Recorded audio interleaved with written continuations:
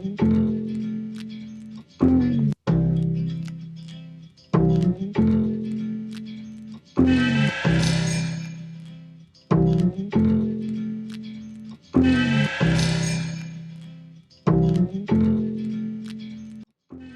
to the Calvin and Trey Radio Show, hosted this week by just Calvin for now, and Trey is going to join us later when he's done working the tennis match. So, first things first, we'll have one caller in today. Thanks to my dad for doing that. That's awesome of him. He's going to call in here in about 5 minutes or so at this point. But super excited to talk about the national championship that happened last night, and not excited to talk about the Oklahoma State loss to the Ole Miss over on New Year's Day. So first things first, get the most relevant news is that last night was a great college football playoff game. Alabama hits the onside kick, and I mean that really, in my mind, that was just out of nowhere. I think Nick Saban or whoever the special teams coaches for Alabama noticed that Clemson was not covering up that gap in defense overall, and really it looked like Clemson was caught off guard completely on the onside kick, which I believe they were, and I don't think Dabo Swinney would disagree with me at all on that. And Clemson just really, it seemed like roll tide, but it seemed like the tide changed at that point in the game, and overall, that gave Alabama the upper hand. Alabama ended up going on to win 45-40, and it was a good game. There wasn't much that I'd say besides that. Clemson did not just lose like everyone thought they would by I heard some reports about 10 plus or even worse than that. Clemson hung in there. Watson, the quarterback for Clemson, is truly a great quarterback, and he's a sophomore, so we're going to see him next year as well. And I believe that's kind of why Clemson is so highly touted for next year going into the season. But Derrick Henry had a pretty darn okay game. Derrick Henry standards. I don't think he did amazingly overall. But the one thing I took away from the game last night was that no matter who Alabama played this year, there was a moment of dominance Alabama had.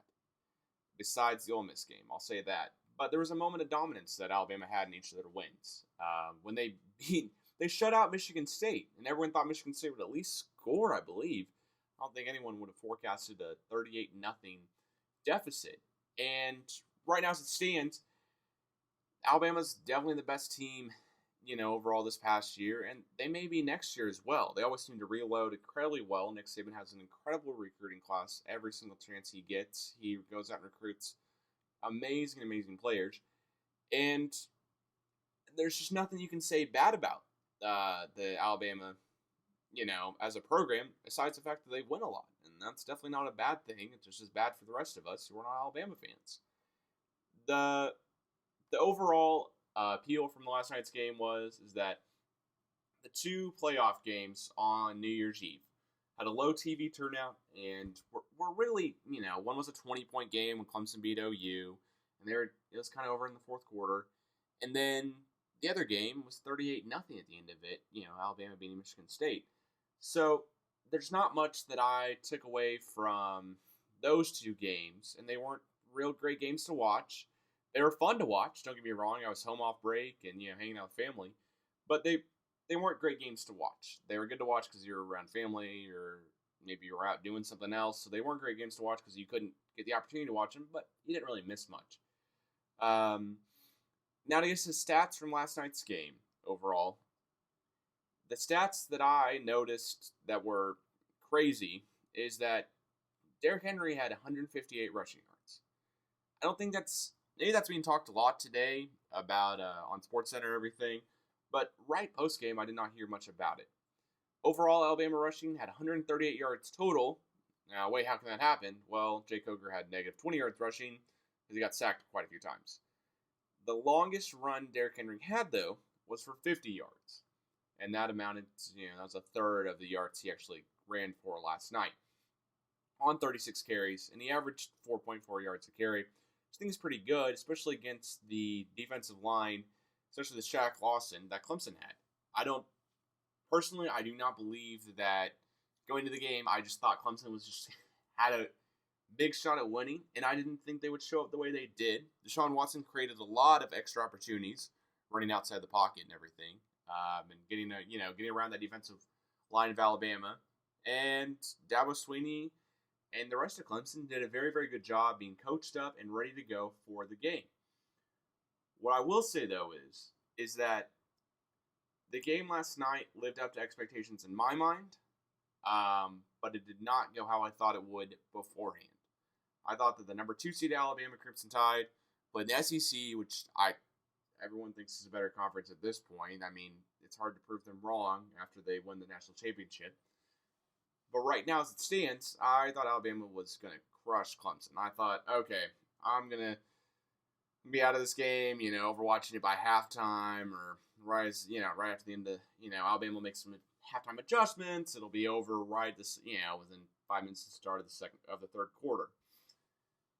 That did not happen. It was a very close game the whole time, and I was very, very delighted and excited to see such a good Clemson team really show who they are and have a great amount of plays and everything like that.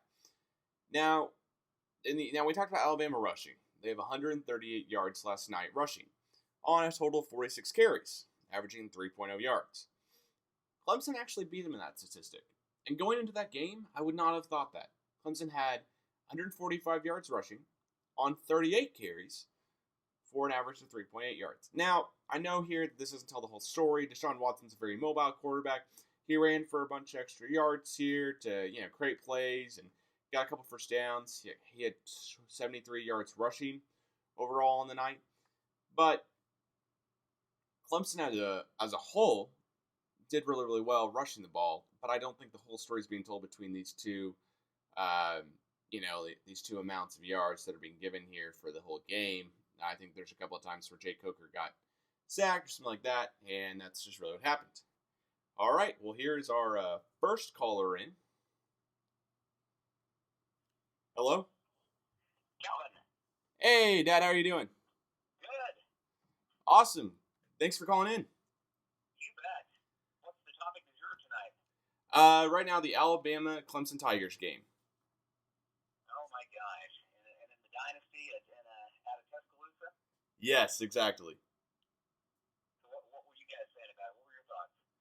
My thought so far was that last night's game didn't go how I thought it would beforehand. I think Clemson played a very, very tough game and stuck in there for a lot of the game. I really didn't. Going into the game, I would not have guessed. That was my point. Yeah, how about Trey? Trey's actually going to be joining us in about 30 minutes or so, 20 minutes or so now. We watched the game together, and my expectation was it could be a blowout where Alabama just rolled right through them. I was very impressed with how Alabama did against Michigan State. Michigan State looked tough. They beat Ohio State without their, I guess he's a senior or maybe a junior, but upperclassman quarterback that was very calming. And without him, they still beat Ohio State, which I was extremely impressed by. I thought Michigan State before then might not be that tough. But boy, the fact that they were so strong playing against Ohio State, and then they came out in the next game, and then they played Iowa and won that. And then they came out in the game after that and did so poorly against Alabama. It certainly elevated the way I thought Alabama could play.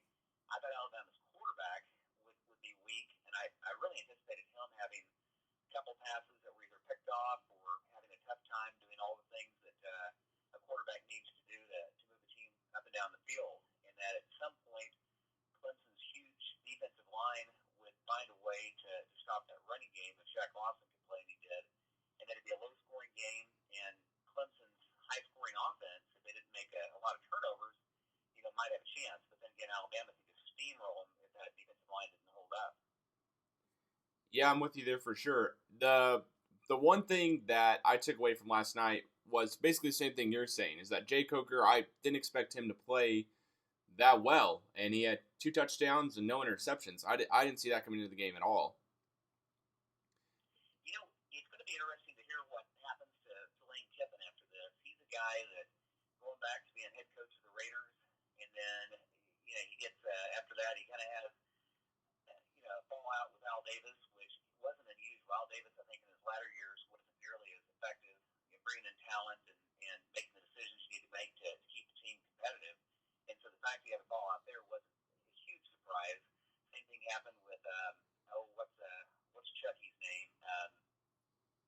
the ESPN guru now that does Monday Night Football and all that good stuff. Former coach of Tampa Bay and then the Raiders before that. Even he had it. John Gruden. Yeah, John Gruden. John Gruden had a lot of difficulty working with Davis too, and went to Tampa Bay and won a Super Bowl with Tampa Bay. So Lane Kiffin, I didn't have a negative opinion of at first, and he goes to Tennessee, and he gets things kind of moving a little bit, and then as soon as he gets another opportunity, he dumps and runs, and that was a complete disaster. Fired mid-season out of USC a couple years ago, and then it was just an awful kind of firing. And then he takes a coordinator job under one of the most demanding coaches in football, and I really thought it was sink or swim for him that he would, if he couldn't work and be effective and run Alabama, Saban would cut him in a heartbeat and wouldn't think twice about it. And the fact that he's been around for a couple of years, the fact that they played so well in offense, some of with the quarterback deficiencies that Alabama has, the ability to get players out in space, to hit those 2 tight end passes, for touchdowns, even with Alexander, the quarterback for Clemson out, still very impressive.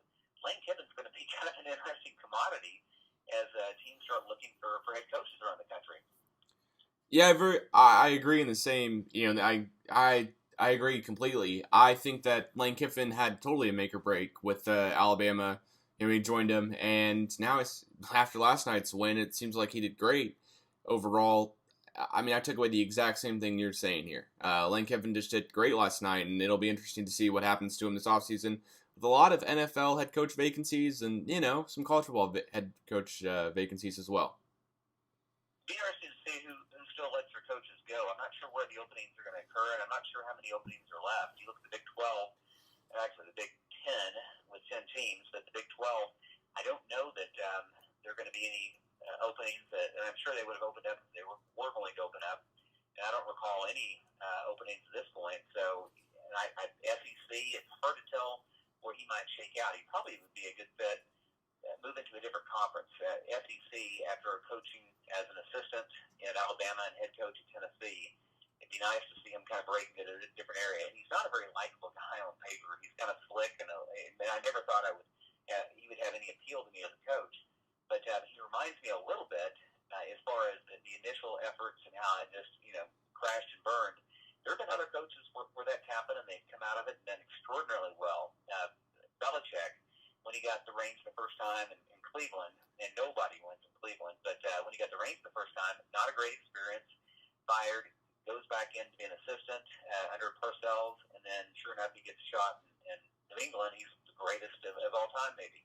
And then the same thing happened with Pete Carroll. He coached in New England way back and crashed and burned, came back to SC, rebuilt his reputation, and then, of course, he's doing great work up in Seattle, getting that program to a height it's never been to before, and then maintaining a competitive level. So maybe Kiffin's just young, but to me, that's one of the more interesting off-season stories is does he get a shot in the pros? Does he decide, pros are probably a long shot, but does he get a shot in college, or is it kind of too late this year, but he's one of the first ones that top programs think of next year since he's had good success.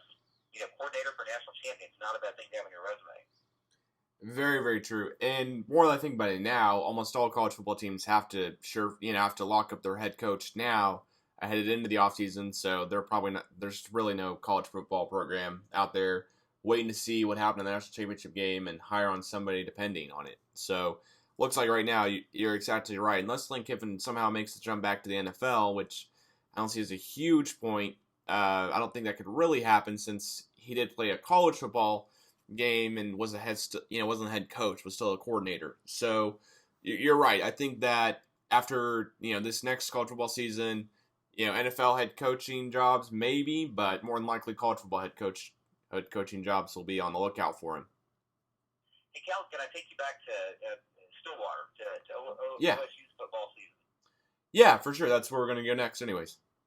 Yeah, I was thinking about this past year and the ups and downs. And, we saw at least 10 games together, or at least we're in the same place. We were working a lot during the home games, but 3 road trips, and really lived and died with the season. And the first 10 games were unbelievable. The last 2 of 2014 were great, and then 10 this year. So it's 12 straight weeks of winning got us spoiled, and they end the season with 3 losses. And I think the initial take on that the Baylor game was close in score. 10 points is not a blowout, but as far as watching the game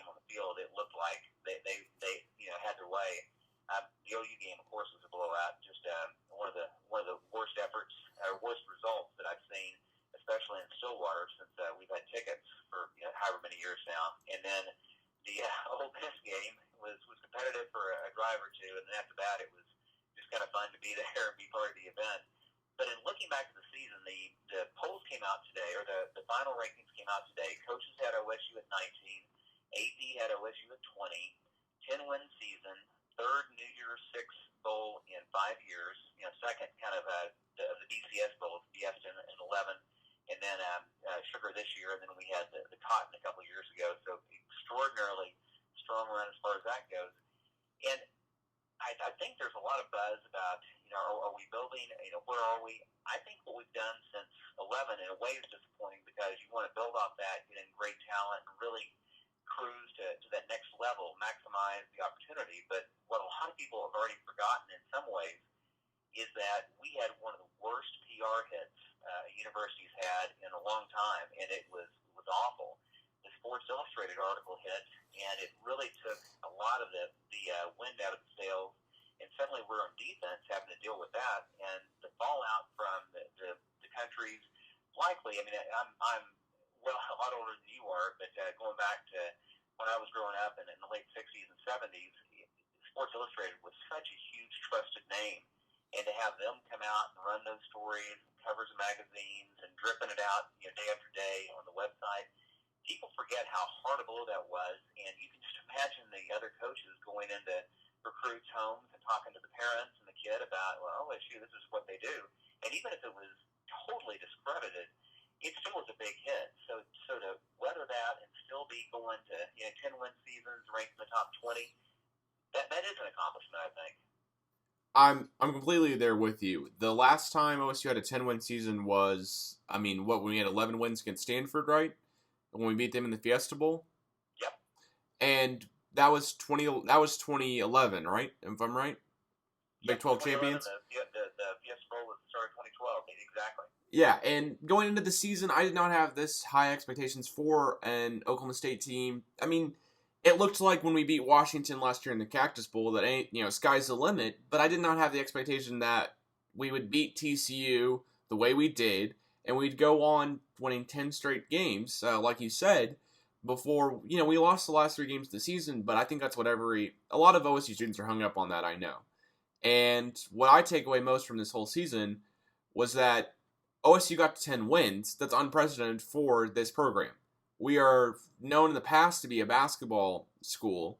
We've kind of morphed in with the Mike Gundy, Les Miles, and then the Mike Gundy era to more of a football program, definitely with Mike Gundy more so.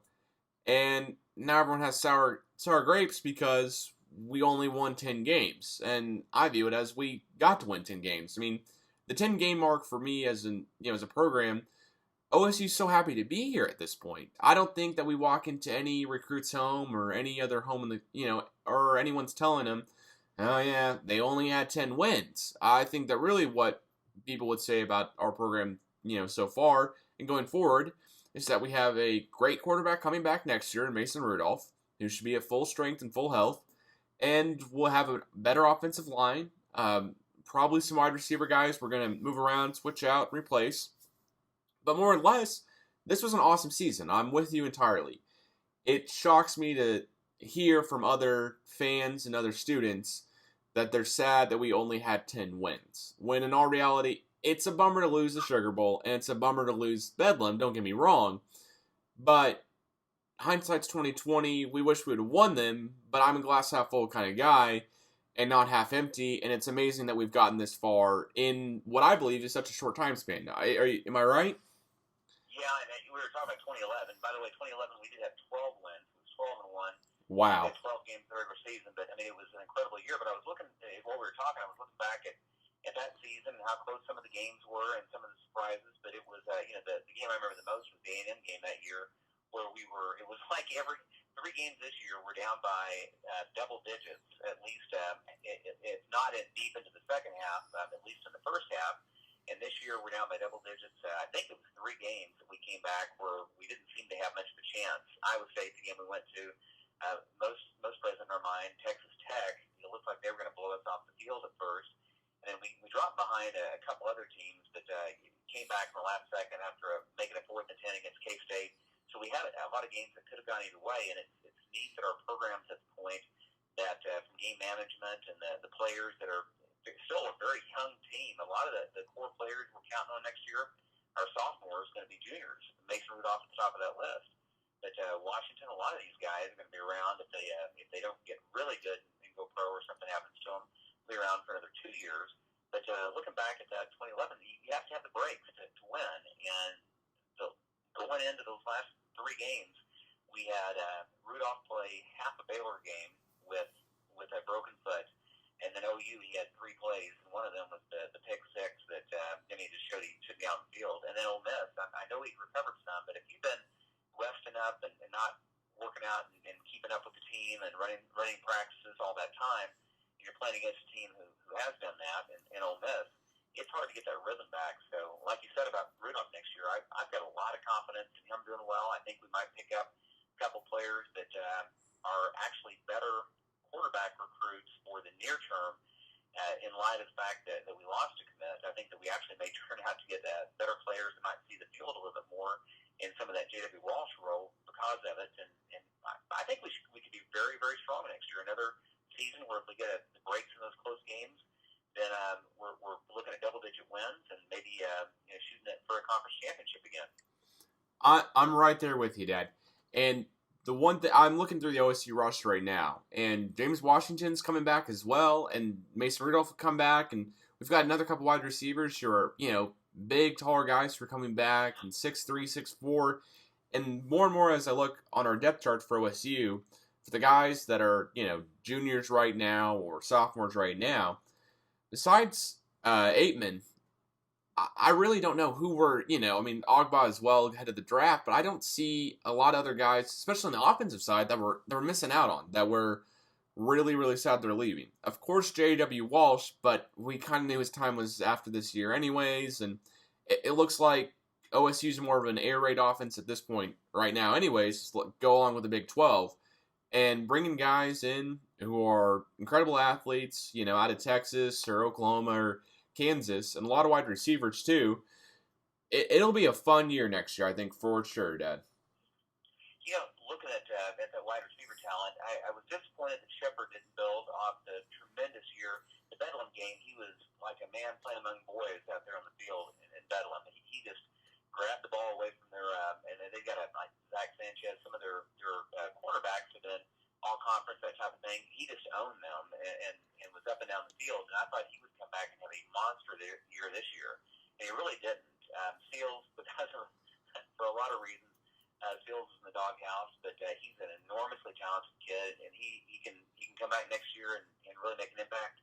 Or not. If not, we've got some really strong players coming back. But Washington seems to be the real deal, and he could flip a switch and start getting up to the Dez category, where the Texas Tech game he looked like Dez, the way he was just owning them up and down the field. And we got to meet the Glidden family after the Iowa State game and talked to them some, and the son was so gracious with your younger brother getting photos, and even though he was tired, beat up, and everything else, and he's a great kid, had a great impact on the team. But we seem to have been able to find someone to fill that slot, just one after the other, and the Dylan Stone kid out of Jinx looks as Dylan Stoner, I think, out of Jinx. He looks to be, not only does he look to fill that role, but he looks to be one of the highest profile kind of slot players to come in, inside receivers, in a long time. And he may step on the field and be a huge impact as a freshman. Yeah, I mean, I totally agree. There's nothing that I think of now that OSU has such a, maybe our running game, but there's nothing I really see OSU lacks overall that we just can't come back, somewhat the same, if not better. I don't think that we're having such a huge drop-off in any position overall, besides running kind of a weird, fluky two-quarterback system. I don't see really anything, do you? No, the offensive line concerns me. I'm not sure how much better the players get on the offensive line. You look at it and you say, okay, well, we got everybody coming back. One more year of experience, one more year of weight training, one more year of adjusting to college life and be able to focus and do what you need to do to get your business done. I mean, that's all got to be good. It's got to help. And some of the guys are pretty young, and some of the backups, there are 2 or 3 redshirt freshmen. Now, I'll mispronounce the name, but Matthew, I think it's Muka, but monster guy, huge recruit. D'Elia, is another guy that was really highly rated, and there's some others out there that should project to do really, really well. We've got a transfer coming in as well, or a junior college kid coming in as well. But the line is what has to step up and be so much better. You watch that Alabama-Clemson game, and I was just stunned that Clemson could roll in defensive lineman after defensive lineman, and of course Alabama could. They picked pretty much who they want in their roster, and it's kind of a shock they ever lose with the talent they're able to attract. But even Clemson had these monster guys playing up on the line, and we had Agba, which probably is at least top first, second team All-American for most people. Phenomenal player, but after that, the drop off was fairly significant. We got a couple guys on the defensive line, though. I mean, I know that Vincent Taylor looks like the real deal, played extremely well at times, and Jimmy Beans lost this year, hurt a lot, but we also lost is it Lavini, the backup defensive end that got hurt before the season, and he'll be coming back. So we've got some young guys coming in, and if our lines are strong, the rest of it, we have the skill players, I think. Yeah, I'm totally there with you. What do you? Our running game overall, because I'm with you on the offensive line. I think they come back. They all have one more year together. They get stronger, et cetera, et cetera. I look at a guy like Raymond Taylor, and you know more about his story than anyone I know. Do you want to elaborate a little bit on that, of like how he came to OSU even? Yeah, he's a kid out. I think it was maybe Wichita, but a kid out of Kansas. He went to Kansas State, and I think he was playing like intramural ball. He wasn't playing, on the football team or anything, but he wanted to give football a shot. And I don't know, how he, because K-State, they have a ton of walk-ons. They've got an extraordinary walk-on program. They've had All-Americans in the walk-ons. That's a good place to go. I don't know how he ended up coming to Oklahoma State from Kansas State, but he wasn't a varsity football player. Came here, walked on, impressed everybody. He's a big guy. He's a solid guy. He's 195, not terribly tall, but he has that fire. There were a couple plays against Tech where he really he seemed to give the kind of effort that you want to see. Chris Carson is one of those guys that you see, and he likes him to be the first guy out of the bus. He looks the part, and he's run hard in junior college. If he's able to make that transition in his second year, his final year, but in the second year at Oklahoma State, he could give us a lot of hope. Rennie Childs is somebody that has shown up in flashes, but I think this year what kind of makes you scratch your head and wonder what would happen, what if. This would have been the year, I think Herschel Sims, a 5-star running back, would have been on campus, and there were a couple others that were highly rated that for a number of reasons went by the wayside, but we had some people in the system that for one reason or the other didn't work out, and we really seemed to be bare at the running back slot, someone who could make on this and do it on his own. Those years when I was in school and Barry Sanders was playing, we had some good linemen, and we had some guys that were recruited by some other Big 8 schools at the time, but we didn't have many, and we didn't have many linemen that would start for OU or for Nebraska or any of the other big conference teams that are always competing for the top. And it was the running back who could do some special things and make it happen. And we haven't seen that presence in a while, someone that's just that dominant in the backfield of Oklahoma State, and we were running back you for years. That's very, very true. It's hard for me to think about a time when we had such greats like Barry Sanders and Thurman Thomas, because I wasn't here, but you were witnessing them play, and for me to hear about how those guys are talked about even in their pro careers as amazing athletes, I can't even imagine how they would have been in college if they're known so well for doing so good in the pros. It's hard for me to kind of fathom how good they must have been in the college game, assume with a lot less talent on the field every play. And when I look at the OSU team going forward, it's hard for me to be down about the team. I just think that the sky's the limit this next year, and who knows. I want to get your thoughts on OSU basketball and kind of the Bedlam game tomorrow night too. But one more thought about the back in the day stories, if I'm not boring your listeners. But not at all. Can you imagine a backfield with Thurman Thomas and Barry Sanders on the same? And there were other good running backs too. Those weren't the only guys, but two NFL Hall of Famers and you being in the same backfield. Sanders didn't play a lot when Thomas, but everybody knew he was right behind Thomas and ready to go, and they were on the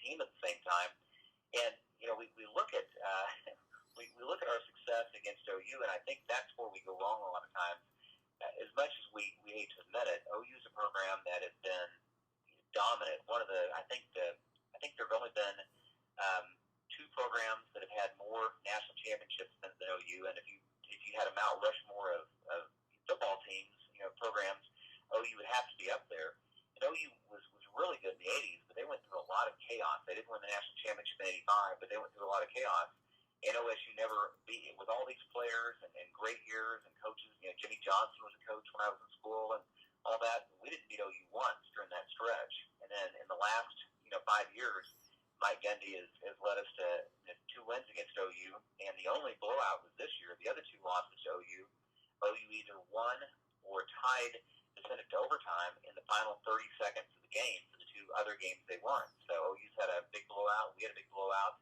OU won 2 absolute squeakers, and we won an absolute squeaker, and that's how the teams have matched up. And that wasn't the case even with that kind of talent at Oklahoma State back in the day.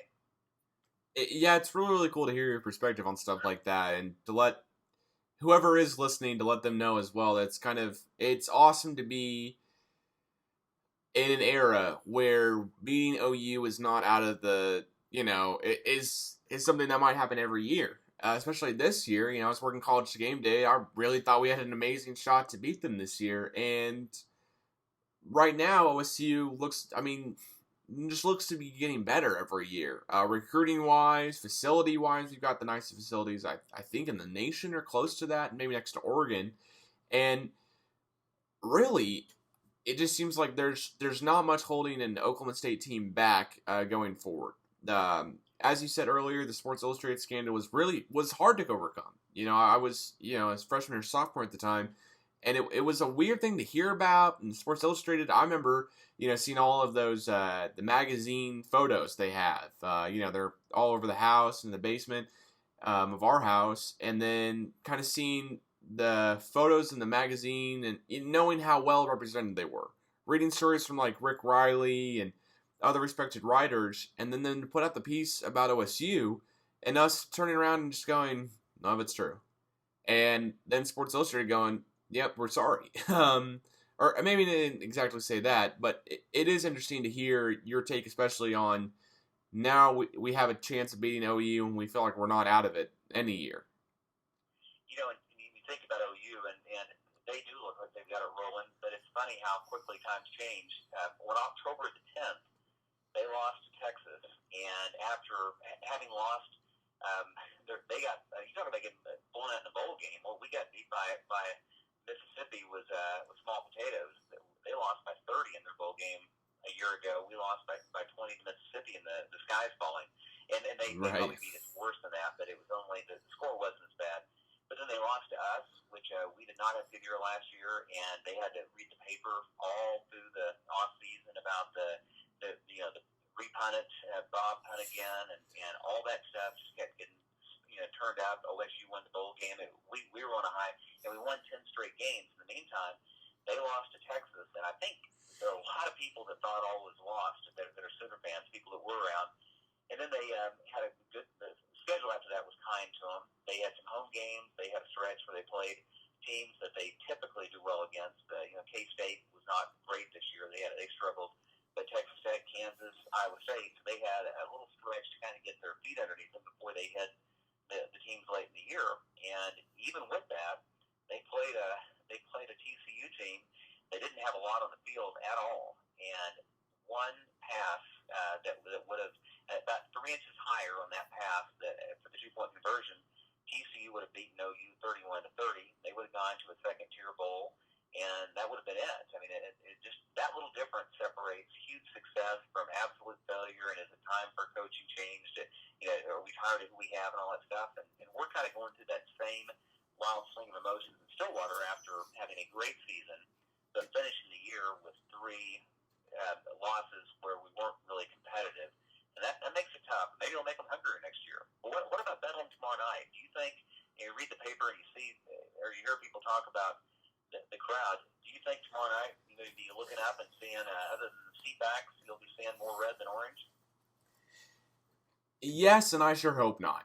As an OSU student, my philosophy's always been go to every game. There's only one chance when I'm going to live, theoretically, there's only one chance that an OSU student has where they're living on campus and is able to walk over to Galgaraiba or have a short 10-minute drive or whatever it is to be able to go see a renowned basketball team who's been known as a great basketball team for quite, maybe not this past couple of years, but before then we were great with Eddie Sutton. And, what I don't understand is why OSU fans are saying they don't want to come see us lose. There's been so many times where I remember going to a KU game when Keaton Page was playing, right? And I believe we were together for this, almost for sure. And Keaton Page basically took the Cowboys to victory against that KU team, and no one thought we were going to beat KU. I don't understand I'm not wanting to go see a game because I'm worried we'll lose by a ton. What? I really do hope all OSU fans show out in stride, but in force, but especially the students. And sadly, I think that what the paper's saying and what you asked, it's kind of correct. I don't think there'll be that many people out tomorrow night, besides people in red. It's kind of sad, honestly.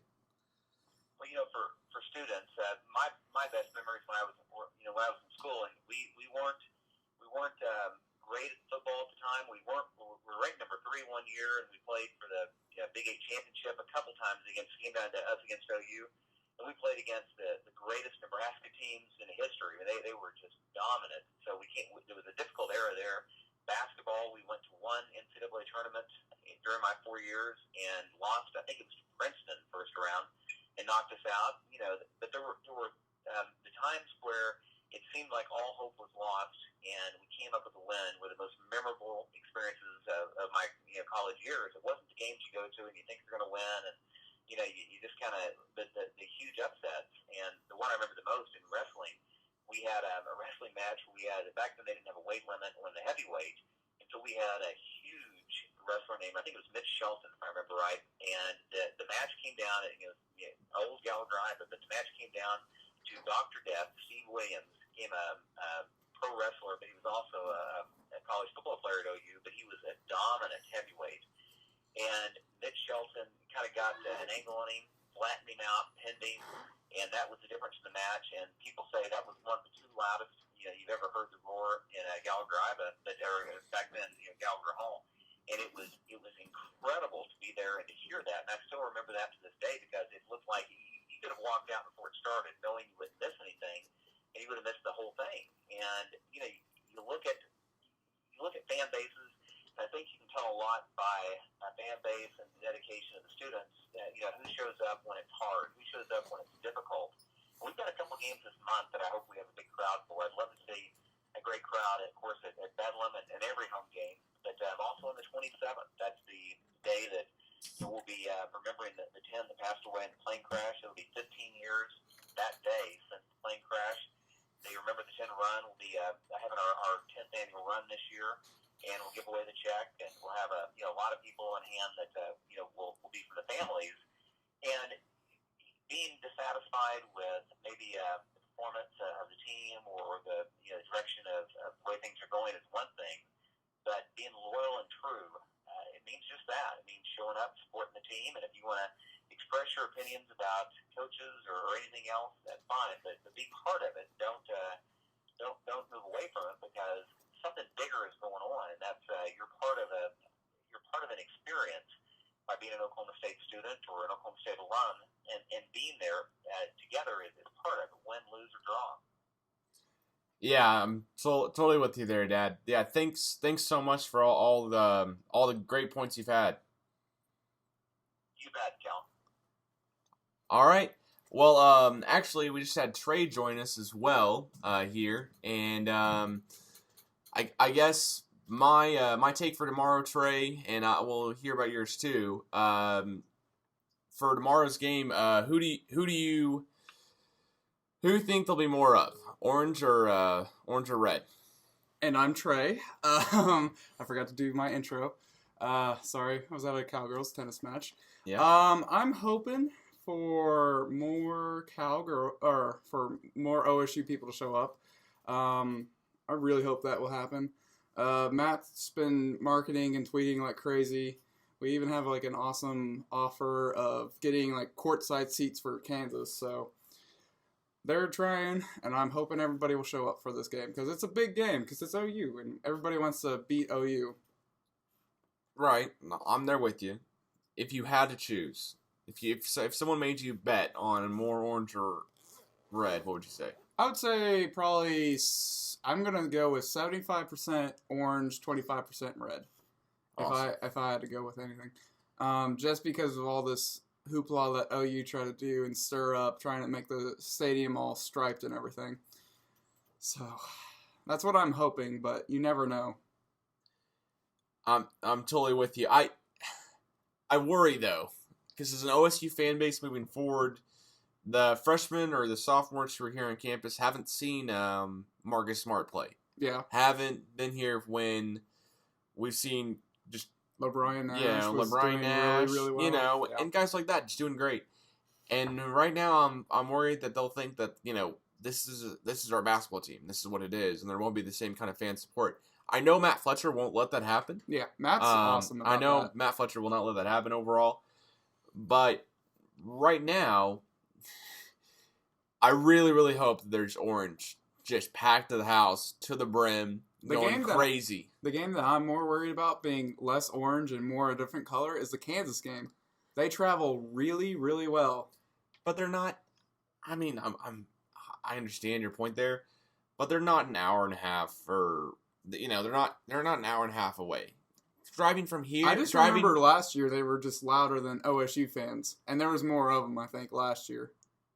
I don't remember, honestly. It was either that or well. It was either that or Kansas State, so I don't remember. K-State, I believe you're right on the K-State game. What I'm worried about tomorrow is just no one showing up. I don't think that'll happen. I think there'll be a ton of orange in the stands. Hopefully. And It's we'll look OU. good, and it's OU, and it's a 8 p.m. game. So if you've got activities going on at 6, you'll still be able to make it. Hopefully, Yeah. There won't be many Is this excuses on students TV? give out. Yeah, it's ESPNU. Okay. I mean, it's the number 2 team in the country we're playing. Yeah. So my thing is, as a fan, I show up and have fun at games. Mm-hmm. And if we win, oh my gosh, we beat the number 2 team in the country. Can you believe it? I went and saw the game where we beat you know what I mean? There's not much risk in this. If you think OSU beats OU, would they storm the court? Yeah. Okay. They usually do it once every year. Here's my thing: if you're an OSU fan, what are you losing of this whole point? I mean, if you're going. I just want to sit in my house and hear the score a couple times and not think about it. I mean, because you're losing the fact that you may attend a game with friends or other OSU students and meet new people. I mean, there's nothing I can really go, oh, yeah, if you went to the OSU game, you'd miss out on. Nope, nothing I can think of. Nothing I can think of you'd go to the OSU game and it would take away from something else. Everybody that bought student season tickets for OU is also, for football is also for basketball. So right, so come on. You've paid for it, technically. And you have a chance to, win T-shirts, pizza. Student section's never been bigger in Gallagher-Iba. Mm-hmm. We got expanded this past year. Yeah, so if you don't want to stand in those seats, you can go sit in that section 200. Go sit down, or we can be the rowdiest arena in the country. We were. We can try to come back to that. What I think is crazy is if you're going to go to OSU games this season, please go to OU and KU. Yeah. Are we projected to win those games? No. But I don't think you were here for the game against TCU on the 2nd if you're an OSU, student. Mm-hmm. Because you're probably, driving break. back from New Orleans or on holiday break, right? And we beat them by 19 at home. Yeah. And I don't think we're projected to beat really any other team on our schedule, especially by more than 5 for the whole Big 12. But if you're a student, what is there any reason you can think of, because my mind goes blank when I try to even think about it, of why not to attend this game tomorrow night? I just don't think they don't, the only reason why I could see people not going to the game is that our record's probably not the best, and so people don't like losing, or they just don't like Ford as much as they liked other coaches in our past. Also, I think what also happened was the Thunder kind of came in, and so both OU and OSU've had, problems dealing with that because the Thunder are still really good. So, and I know they play the Mavs at home tomorrow night, so that may come into play a little bit. I know the Thunder play the Mavs, in Oklahoma City tomorrow night. And so I guess that might have a little bit to do with the lower attendance. But here's my thing, Trey. Mm-hmm. If I'm an OSU student, this is not really, what do I say? This is not really a game to me. This is an event. This is where it's going to be on national TV, basically. You're going to be in, just having fun, hanging out with friends.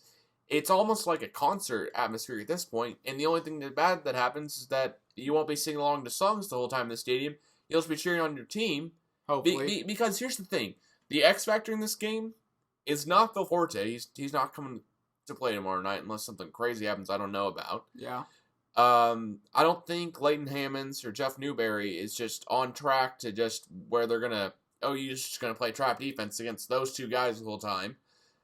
But I do think what can happen is that our fan base, OSU's, our students show up, the rest of the city shows up at Stillwater, everyone shows up, has a great time, goes crazy because the game's close 5-5, then the game's close 10-10. And you see how it keeps going here? That OSU, if we keep hitting shots, the stadium will still be going crazy if enough fans attend. And if not enough fans attend, then the first missed shot of the game, maybe, you know what I mean? Yeah. Like, momentum would be on our side if all the fans show up and really play in the home crowd. The only asterisk I would have to put to that is OU played Kansas at Kansas and almost beat them. And so they're kind of adapted to a home crowd, like a really, really dedicated home crowd, though. Okay, I'll restate what I'm saying a little bit then, just to make it perfectly clear. Okay. I'm saying that our fan base could cheer on OSU enough where OSU plays at a higher level than we've seen the whole season. Okay. I'm not saying that our fan base is crazy enough and can be loud enough To affect OU. Okay. But if there's one team that we will affect the whole year, our fan base wise, and that OU will be affected by, it's definitely Bedlam. Yeah. It's Bedlam. You know what I mean? Yeah. Whenever KU plays at OU later in the season, that'll be really high ticket prices, probably still, no matter what happens. And they'll still be a great game. Because that's probably going to be for the Big 12 championship. I would assume so. For the title. Or then you go into the tournament. Right. But my thing is that when those two teams play later, that's all good and well, But if you want to see a number 2 team in the country play basketball and you're a college basketball fan at all, come to the game tomorrow night at 8 p.m. If you are an OSU fan at all, come to the game tomorrow night at 8 p.m. There's really not any reason I could think of where I'm going, oh yeah, if you came to the game tomorrow night, then you wouldn't miss out on anything. Like OSU basketball takes precedent over pretty much anything else in Stillwater, besides maybe a group project you got, but you don't have it because it's syllabus week. It's the first week of school. Or unless you're working another sport. Okay. But are there other sports going on tomorrow night? Don't believe so. Right. Because basketball takes precedent. Pretty much, yeah. Yeah. They don't schedule, OSU's not dumb enough to schedule other sporting events at the same time as football games. They definitely don't do the same for men's basketball, and this would be a crazy game if we won. And hey, if we're down 20 at halftime, I'm not going to be mad if you walk out the door. I will be mad if you never come in, though, to see. Yeah. Mm-hmm. Plus, we know there's great in-game promotions every time. Of course. We're game day promotional interns. And what I think about most from OSU athletics, right? The wins that I've been here for and seen, Trey, the ones where I feel like, wow, that was just nuts, just absolutely crazy. Mm-hmm. So whenever we beat OU which hasn't happened in the past 4 years because we haven't won the past 2 times they've played here. Mm-hmm. But it has been whenever we beat KU. And there was a Baylor game 1 year, too. Right. There's just where it's crazy. Mm-hmm. Everyone's having a great time. You see it on the video boards whenever we have, the pregame, because they usually show, some of the crazy stuff that's happened before. Right. So. What I think is awesome is that the OSU fan base was once the rowdiest crowd in the U.S. or whatever it was. Mm-hmm. I forget the exact title at this point. But we were at one point, that was Oklahoma State. We got close a couple of years I think back. we got close with Marcus Smart in his freshman year and his sophomore year at the start. I don't think so, later on, because right. we kind of just imploded on ourselves. See, well, yeah, we also lost Cobbins, and I mean, other things Yeah. happened too, where it kind of derailed the craziness. But why would you not? Give me a reason. Any reason? Why would you not show I don't tomorrow think- night? Like, what is a salt? Because I understand the whole we don't want to see our team lose. Yeah. Then leave at halftime. I'm fine with that. Thanks for coming to the game. Thanks for showing up and showing support to start with. Maybe Like if we're down by 20, I'm not mad if you leave a game when college basketball and Yeah. your team's down by 20. I am mad if you don't go to a game that's literally within walking distance because you're on campus already. I mean, maybe it's because people don't like Ford. I mean, Prove that the rest of the season. yeah, I know. Come to the OU and KU games, and you know what? Cool. I mean, if you want to write off the whole season like that, then come to the OU KU games. You know what? I would rather see fans come to the OU and KU game and bring signs that say "No more Ford" or "We don't like Ford" or whatever, or "Fire Ford," whatever, than not see them at all. Because at least if they show those signs, that means they showed up to the game, and then they saw us losing, and then they wanted to show provide their comments. Yeah. But if you just don't show up to the game at all, then yeah, the program suffers as a whole. And these guys here playing college basketball, I mean, they may love Ford, they may hate Ford, we don't know. Yeah. Ford may have promised them a couple extra things, couple extra recruits, whatever.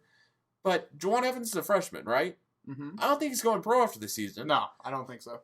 And I think that this is a great building We season may for him. have Forte again if he And Forte will applies probably for medical redshirt, I would assume.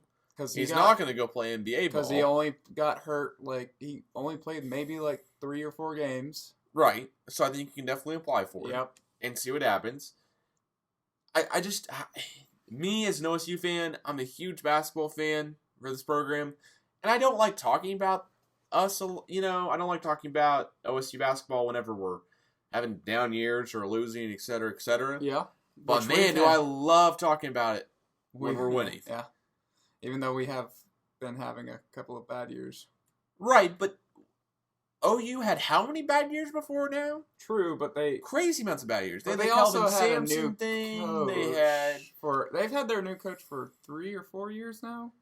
I forget exactly. I how forget long exactly, Kruger's too. been here, but Yeah. I guess my thing is that, yeah, you know what? If you don't like Ford, cool. Yeah. I didn't see at the games early in the season, and I don't expect that much people to be, at OSU games later in the season because I don't think we're going to make a tourney run anytime soon in this season. But what I'm saying is that these are 2 games which I don't even want to call them games. I want to call them events. Yeah. Well, Because of how crazy it would be if they won. it is syllabus week here, so we have a chance. There shouldn't be homework, hopefully. If you have homework still this week, I'm sorry. Yeah, I'm really sorry, but It does happen. yeah. But come to the game tomorrow night. If you're crazy happy because we won the game and you couldn't do your homework, then that's just a sad realization. But I don't think that's really what anyone's saying. I just believe that people would rather spend their time elsewhere and Mhm. sit at home in their cozy couch watching TV, which I understand. There's definitely times where that's all I want to do is just, hang out by myself or whatever. Just hang out for a while. But there's the OU game and there's the KU game next week, Tuesday night at 6:30 p.m. Mhm. There's the OU game tomorrow night, 8 p.m. Both will be nationally televised. Both will be games that are hyped up on ESPN. Well, That yeah. they'll be hyped up games. They'll Yeah. be on ESPN. So they're Yeah. hyped up somewhere or another. Even if it's hyped up seeing come watch Buddy Hield or come watch KU, they'll be Mhm. hyped up either way. I just really want to see fans in the stands. True. I hope that happens, but you never know. You can't force anybody to go to the games, of course, so. That's the sad part. Yeah. You can't make it mandatory. I mean, if we were talking about 4 years ago, maybe 3 years ago, the stadium would be full Mm-hmm. with Smart and the good team that we had right then until we imploded. But it's going to be interesting. I'm with you. Oh, well. All right, well, Trey, it's getting close to 9 o'clock. Mhm. I'll let the other guys have their radio show as well. Thanks, everyone, so much for listening to this I'd call it an interesting night on the radio show. Yeah, so no, far. it was really interesting. The 'cause I've Calvin only Trey seen radio show was very interesting. with special guests, whoever. With special guests, I forgot. Kerry Alexander. Kerry Alexander. Kerry Alexander, my father. So very, very My 15 minutes of kind of talking. right. But we will be back next week with the podcast. Okay. But we'll not be doing the live show because the KU game's on. Yes. And So we want to go see that game. And after saying that much about everyone should go to the KU game, I really don't feel that good not going to the KU game because I'm here instead. So if we magically do a halftime report, you'll know why. Yeah, if there's magically just like a halftime report, it's because we came in here at like 8:30 or whatever and just said it's over. Sorry. Yeah. But I'm not blaming anyone for doing that. I'm definitely not going to blame myself for doing that either. Yep. So, all right. Thank you, everyone, for listening, and we will catch everyone next week. I'm Trey. And I'm still Calvin at this point. Thank you, Trey, of course.